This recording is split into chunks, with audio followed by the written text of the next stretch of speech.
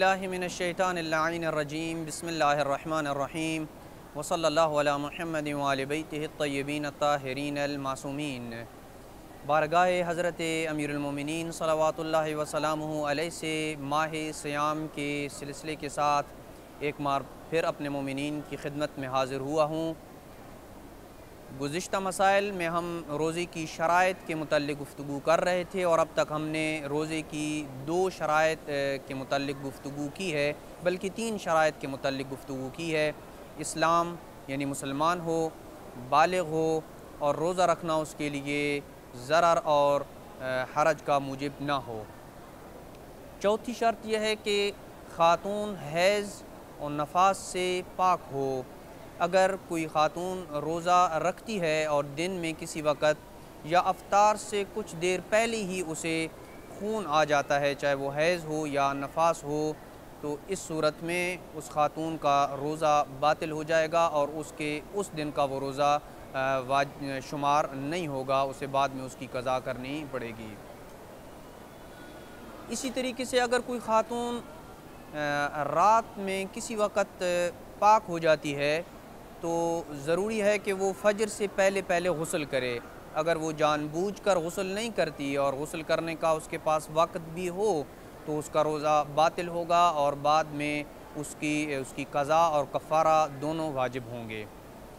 اس سے ملتا جلتا ایک انتہائی اہم مسئلہ کہ وہ خواتین جن کے ہاں ماہ مبارک سے 1-2 دن پہلے یا ماہ مبارک کے دوران ہی اوائل ماہ مبارک میں ولادت ہوتی ہے، وہ 40 دن تک اپنے آپ کو نماز روزے سے آزاد سمجھتی ہیں کہ 40 دن تک اب انہوں نے نہ نماز انجام دینی ہے اور نہ روزہ رکھنا ہے، جبکہ ان کا یہ تصور سراسر غلط ہے۔ اس لیے کہ خون نفاس کی کم سے کم مدت 1 لحظہ ہے اور زیادہ سے زیادہ مدت 10 دن ہے۔ لیکن اگر خون نفاس 10 دن سے تجاوز کر جائے تو اس کی 2 صورتیں ہیں، یا تو وہ خاتون حیض میں اپنی عادت رکھتی ہے یا حیض میں اس کی عادت نہیں ہے، یعنی عادت نہیں رکھتی ہے۔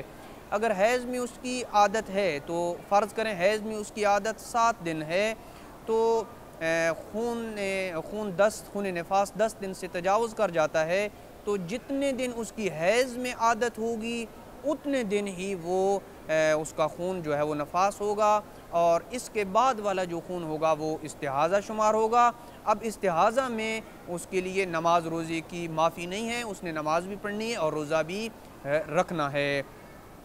اور اگر اس خاتون کی کوئی حیض میں عادت نہیں ہے اور خون نفاس 10 دن سے تجاوز کر گیا ہے تو پھر 10 دن جو ہے وہ پورے کا پورا وہ خون نفاس ہوگا اور اس کے بعد جو ہے وہ خون جو ہے وہ استحاضہ شمار ہوگا۔ اب جب یہ خون استحاضہ شمار ہوگا 10 دنوں کے بعد، ان 10 دنوں میں اسے نماز بھی پڑھنی ہوگی اور روزہ بھی رکھنا ہوگا مخصوص شرائط کے ساتھ، جس کا ذکر جو ہے وہ مستحاضہ اور استحاضہ والی عورت کے احکام میں موجود ہے۔ مومنین توضیح المسائل اور اس سے متعلقہ کتابوں کی طرف رجوع کر سکتے ہیں۔